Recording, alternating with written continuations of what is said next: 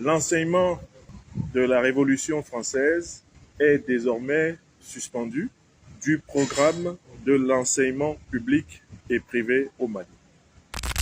La grande question que tout le monde peut se poser, c'est pourquoi le Mali met-il fin à l'enseignement de la Révolution française, qui est un grand chapitre de l'histoire de la France, dans les programmes d'enseignement au Mali? Je voudrais répondre en quelques minutes à cette question.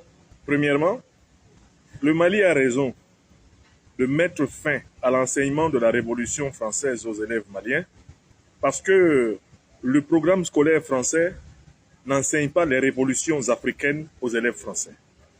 Je recommence les raisons. Première raison, absence de réciprocité.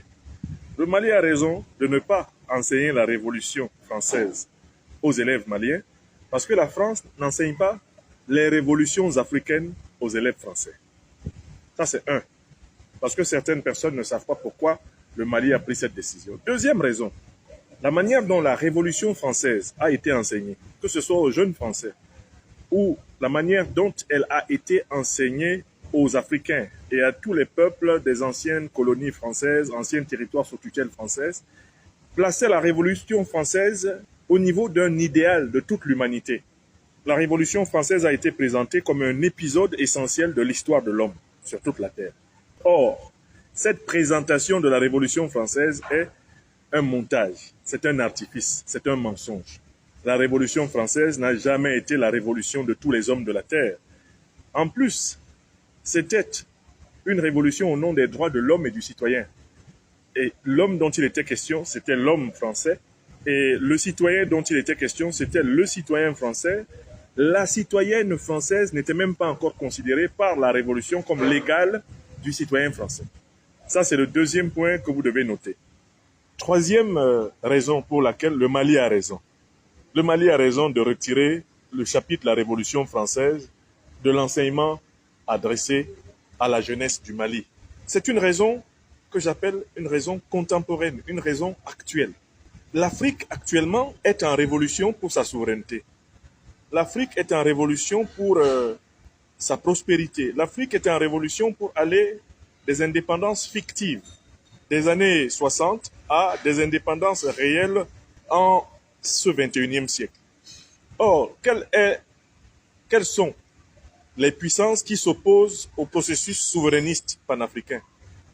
Quelles sont les puissances qui s'organisent pour agresser l'Afrique et empêcher l'Afrique de réaliser sa souveraineté réelle, son indépendance concrète? Mais ces puissances sont les puissances de l'OTAN, parmi lesquelles la France et leurs alliés du Moyen-Orient, sans oublier les organisations terroristes qui travaillent étroitement avec elles. Vous comprenez?